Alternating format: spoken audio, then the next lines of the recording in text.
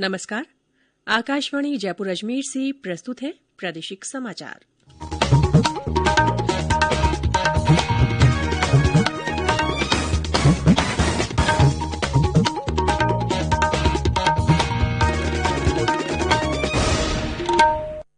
मुख्य समाचार। केंद्र सरकार ने ब्रिटेन में कोरोना वायरस का नया रूप सामने आने के बाद जारी की एसओपी, कहा देशवासियों को घबराने की जरूरत नहीं। प्रदेश में कोरोना संक्रमण के नए मामलों में लगातार आ रही है कमी, सक्रिय मामलों की संख्या घटकर हुई 11,601। सीबीएसई की 10वीं और 12वीं की परीक्षाएं फरवरी में नहीं होंगी, नई तारीख होगी जल्द घोषित। और प्रदेश में भूजल की स्थिति का पता लगाने के लिए किया जाएगा आधुनिक तकनीक का उपयोग।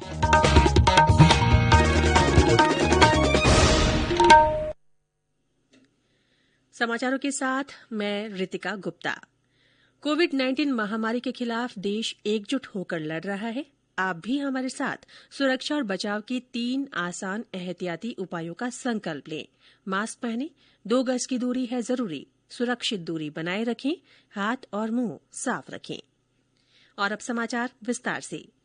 केंद्र सरकार ने ब्रिटेन में कोरोना वायरस का नया रूप सामने आने के मद्देनजर मानक संचालन प्रक्रिया एसओपी जारी की है।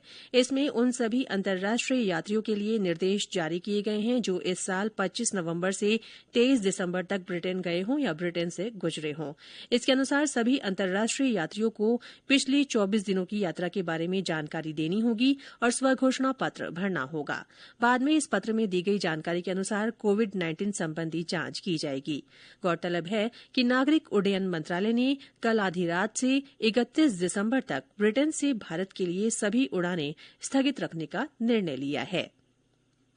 केंद्र सरकार ने कहा है कि ब्रिटेन में मिले कोरोना वायरस का नया रूप अब तक भारत में नहीं देखा गया है। देशवासियों को घबराने की जरूरत नहीं है। स्वास्थ्य मामलों संबंधी नीति आयोग के सदस्य डॉ वीके पॉल ने बताया कि ब्रिटेन में कोरोना वायरस का रूप बदलने के कारण संक्रमण बढ़ गया है। इससे रोग की गंभीरता और मृत्यु दर प्रभावित नहीं हुई है। डॉ पॉल ने कहा कि इस समय घबराने की नहीं बल्कि सतर्क रहने की आवश्यकता है। उन्होंने कहा कि विकसित की जा रही वैक्सीन की क्षमता पर वायरस के नए रूप का अभी तक कोई दुष्प्रभाव नहीं देखा गया है। प्रदेश में कोरोना संक्रमण के नए मामलों में कल और कमी आई और 807 लोगों में इसकी पुष्टि हुई। इन्हें मिलाकर संक्रमितों का आंकड़ा अब तक 3 लाख से अधिक हो गया है। कल 1,159 लोग इस बीमारी से ठीक हुए। अब तक कुल 2,86,481 लोग स्वस्थ हो चुके हैं। राज्य में कोरोना से स्वस्थ होने की दर भी 95% से ज्यादा बनी हुई है। सक्रिय मामलों की संख्या घटकर 11,601 हो गई है। कल जयपुर को छोड़कर शेष जिलों में संक्रमितों की संख्या 100 से कम रही। जयपुर में 163, कोटा में 91, उदयपुर में 67, अजमेर में 60, जोधपुर में 56, राजसमंद में 36, डूंगरपुर में 32, नागौर में 28, बांसवाड़ा में 22, अलवर, टोंक, पाली और श्रीगंगानगर में 21-21, भरतपुर में 20, भीलवाड़ा और बूंदी में 19-19, जैसलमेर में 12, बीकानेर और जालौर में 10-10, दौसा, प्रतापगढ़, झालावाड़ और धौलपुर में 9-9, चित्तौड़गढ़ और चूरू में 8-8, सीकर और सिरोही में 6-6, बारां में 5, बाड़मेर और झुंझुनू में 3-3, सवाईमाधोपुर में 2 और करौली में 1 व्यक्ति में संक्रमण का पता चला है। राज्य में कल 8 लोगों की और मृत्यु के साथ मृतकों का आंकड़ा बढ़कर 2,634 हो गया है। केंद्र सरकार की ओर से कोरोना के प्रति जागरूकता लाने के लिए जन आंदोलन चलाया जा रहा है। इस आंदोलन से जुड़ते हुए आकाशवाणी के माध्यम से स्वदेशी वैक्सीन कोवैक्सीन के जयपुर में चल रहे परीक्षण के प्रिंसिपल इन्वेस्टिगेटर डॉ मनीष जैन ने लोगों से सावधानी बरतने और मास्क लगाने की अपील की है। सभी से ये अपील करना चाहता हूँ कि आप सब सेफ रहें, सुरक्षित रहें, डिस्टेंस बना के रखें, अपने हैंड वॉश प्रॉपर करें, हाइजीन को मेंटेन करें। फेशियल मास्क जरूरी है। मास्क भी आप ध्यान से लगाएं, ऐसे कि मास्क हटाया फिर लगा लिया, पता लगा जो उसको अपर साइड था वो आपने उल्टा साइड लगा लिया तो वो भी इन्फेक्शन का कॉज रहेगा। आपको लगेगा मास्क लगाया लेकिन एक्चुअल मास्क काम नहीं कर रहा। तो मास्क बदलते रहें, टाइम टू टाइम बदलते रहें। ऐसे मास्क भी अवेलेबल है जो वॉश हो सकते हैं, तो आप वैसे मास्क भी यूज कर सकती है। बाकी आम जनता तो अगर ये छोटी छोटी चीजों को ध्यान रखेगी तो बिल्कुल सुरक्षित रहेगी। आकाशवाणी जयपुर के समाचार बुलेटिनों में चलाई जा रही विशेष श्रृंखला जनता का संदेश जनता के नाम के तहत सुनिए हमारे एक और श्रोता का संदेश। मैं शंकरलाल मैया, गांव सोबाला, तहसील धोरीमना, जिला बाड़मेर। आज पूरा विश्व कोरोना महामारी से जूझ रहा है। ऐसे में हम अपने घरों के बाहर तभी निकले जब बहुत ही आवश्यक हो। 2 गज की दूरी तथा मास्क है जरूरी। हाथ और मुंह साफ रखें। जब तक कोई दवाई नहीं तब तक ढिलाई नहीं। जय हिंद। आकाशवाणी के अन्य श्रोता भी कोरोना जन जागरूकता आंदोलन से जुड़ सकते हैं। इसके लिए आपको अपना संदेश रिकॉर्ड कर या टाइप कर हमारे व्हाट्सएप नंबर 9414052368 पर भेजना है। चयनित संदेशों को आगामी बुलेटिनों में शामिल किया जाएगा। ये समाचार आकाशवाणी जयपुर अजमेर से प्रसारित किए जा रहे हैं। समाचारों का सिलसिला यूं ही जारी रहेगा, लेकिन उससे पहले ये संदेश। कोरोना की वैक्सीन को ढूंढ रहा जग सारा, जब तक इसकी खोज पूरी ये पैगाम हमारा। जब तक दवाई नहीं तब तक ढिलाई नहीं, जब तक दवाई नहीं तब तक ढिलाई नहीं। खुद को इससे दूर रखना, सोच समझ कर खुद है परखना। भीड़ भाड़ हो कम या ज्यादा, मास्क सदा चेहरे पे रखना। जब तक दवाई नहीं तब तक ढिलाई नहीं।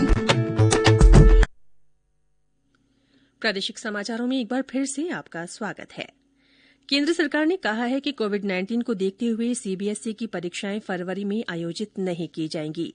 शिक्षा मंत्री रमेश पोखरियाल निशंक ने कहा कि परीक्षा के लिए अगली तारीख की घोषणा जल्द की जाएगी।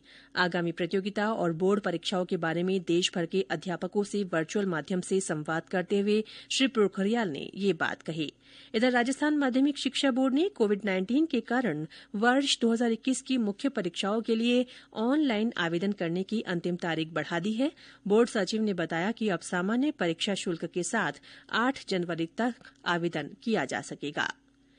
केंद्रीय कृषि मंत्री नरेंद्र सिंह तोमर ने कहा है कि कृषि कानूनों से किसानों को फायदा पहुंचेगा और कृषि क्षेत्र मजबूत होगा।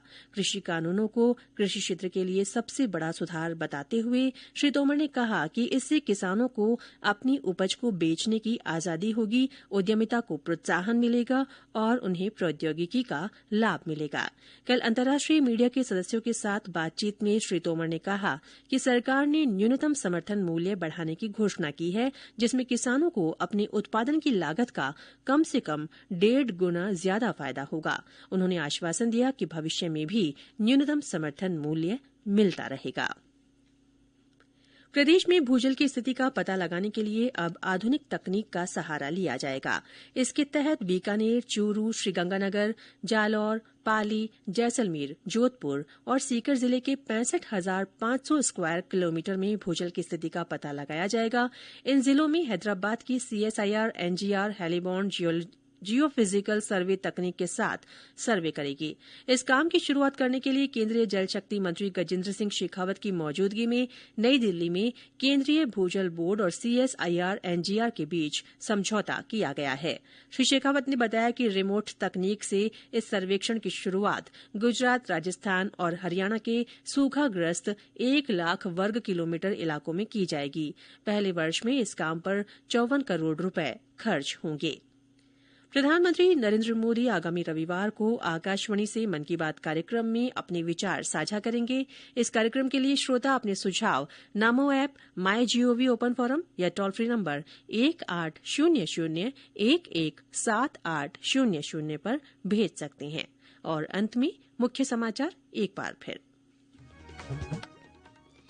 केंद्र सरकार ने ब्रिटेन में कोरोना वायरस का नया रूप सामने आने के बाद SOP जारी की है। कहा है कि देशवासियों को घबराने की जरूरत नहीं है।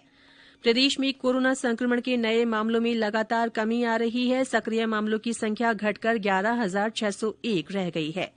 CBSE की 10वीं और 12वीं की परीक्षाएं फरवरी में नहीं होंगी। नई तारीख जल्द घोषित होंगी। और प्रदेश में भूजल की स्थिति का पता लगाने के लिए आधुनिक तकनीक का उपयोग किया जाएगा। इसी के साथ प्रादेशिक समाचार बुलेटिन समाप्त हुआ। हमारा अगला बुलेटिन हिंदी में दोपहर 12:30 बजे प्रसारित होगा। नमस्कार।